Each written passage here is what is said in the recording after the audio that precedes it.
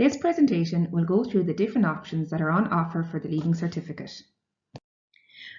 When students are completing the traditional Leaving Cert, students will have to take 4 core subjects, that is English, Irish, Maths and a language. These are required for minimum entry requirement into college. Students will then have to pick 3 subjects from the following areas. Sciences, students can pick from biology, physics or chemistry. Business, students can pick from accounting, business or economics. Artistic, which is music or art. Humanities, geography, history and religion education. Social, which is home economics. And finally, practical, which is construction, design and communication graphics, also known as DCG, engineering and technology. Why 7 subjects? The CAO, which is a central application office that students apply to for college entry, award points based on the best 6 subjects. The 7th subject is a safety net in case an exam goes wrong on the day.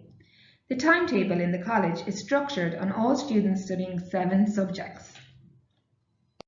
The National Framework of Qualifications is a system of 10 levels used to describe the Irish qualification system. It allows qualifications to be compared easily and brings clarity to the meaning of each qualification. The framework comprises of 10 levels. The NFQ has 10 levels. Currently, 3rd years are studying to complete Level 3 on the NFQ. The Leaving Cert is between Level 4 and Level 5, depending on the level students sit their exam in. When students are applying to the CAO for college, they are applying for either a Level 6, 7 or 8, depending on their course. A PLC, which is a post-Leaving Cert course, is also on the NFQ. This can either be a Level 5 or a Level 6. The grading system for Leaving Cert is different to junior cycle. The Department of Education and Skills introduced the new Leaving Cert grading scale in 2017. The new scale has 8 grades. The highest grade is a grade 1, the lowest is a grade 8. The grades at higher level and ordinary level are distinguished by prefixing the grade with H or O respectively, giving H1 to H8 at higher level and O1 to O8 at ordinary level. Each grade is worth a certain amount of points. The top 6 grades will be added together and used for admissions to college. For example, a H1 equals 100 points and a H2 is 88 points, etc. A H5 and a O1 both carry equal points of 56 points. 25 bonus points will be awarded to students who sit higher level maths and achieve a H6 and above. LCVP is an additional subject for all students. This subject is different to other subjects. It is graded in distinction, which is worth 66 points, merit, which is worth 46 points, and pass, which is worth 28 points. Students study various elements. Students complete a CV, work experience, and a career investigation. This subject helps students to enter into the world of work and gives them an idea of what careers they would like to pursue. Now that we have gone through the subjects, the National Framework for Qualifications and the grading system, we are now going to discuss why the subjects that students choose are so important. If your son or daughter is intending to go to college, there are 3 things that we need to take into consideration. Firstly, we need to think about the points. These are the basic grades a student needs to achieve in certain subjects in their Leaving Cert. The maximum amount of points a student can receive is 625 points, the 25 bonus points being for higher level maths. Minimum entry requirement is the second thing we need to think about. Different universities have different minimum entry requirements. The minimum entry requirement for most universities for level 8 courses is 2 H5s and 4 O6s. If we're thinking about level 7 courses, we're thinking about 5 subjects and they can be taken at an O6 or higher level. The faculty requirement is the third thing we need to consider when going to college.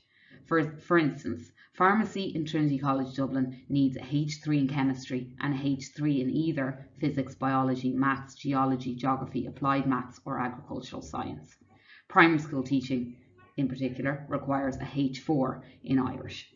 That means that if you don't get your H4 in Irish, you cannot get that course. So the golden rule therefore is points plus minimum entry requirement plus faculty requirement mean that that could be the course for your son or daughter. When students are making decisions around their subject choice, there are a number of questions they can ask themselves. No one student is the same as the next, so it is important to have these conversations with your son or daughter when they are considering their subject choices. So, are they prepared to work hard at the subject? Will the subject help their future career area? Is the subject essential or desirable for the career that they might want to go into? Do they like the subject? Are they interested in it? Is it something that's going to drive them? Are they going to be self-motivated around studying that subject? What are their skills and aptitudes? Where are their strengths? Where are their weaknesses? Choose subjects that are going to reflect their strengths. Do I need this subject for my college course? This is something that myself and the other guidance counsellors here in the college will be speaking to students about after Christmas. I hope that these questions will help when considering your subject choice.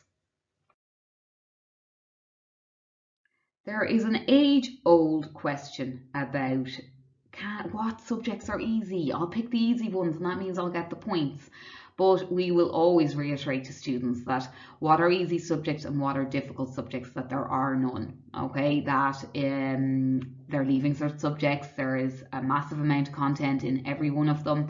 But in saying that, there are some practical areas in some subjects, there are orals in others. So really you've got to consider what makes up the percentages when you are considering your subject. So this is definitely something that students should be asking their teachers. And I suppose on that, a subject is only easy if you're good at it. So choose things that you feel you are stronger at and that your child might be stronger at. My intention here is not to go over covered ground, but not choosing the appropriate subjects could have consequences on your course choices or on your son or daughter's course choices. So remember, the faculty requirements and the minimum entry requirements for certain courses are really, really important when it comes to sixth year and filling out the CAO. So in order to find out what the specific requirements are in areas of interest to your son or daughter or to the students, we need to research. So we will be going around to the classes and speaking to students and showing them how to do just that. But most importantly, we would always advise that students choose subjects that they enjoy, and then if you enjoy the subjects, the points will come. It is much, much easier to study something that you're interested in and that puts fire in your belly instead of studying something that maybe your parents wanted you to study or your friend was doing or your teacher has persuaded you to do. So it's very, very important that you are kind of following your heart and making sure that you are choosing subjects that you enjoy and doing it for the right reasons. So I suppose now it's what happens next. So you can check out college prospectuses, college websites, job descriptions, and all of that before students make their choice. Students can talk to their parents, and we would definitely advise this. They can speak to their guardians, family members, teachers, and guidance counsellors about their options. So there are relevant websites here that are really important. So we've got www.cao.ie, we've got qualifax.ie, and we've got careersportal.ie.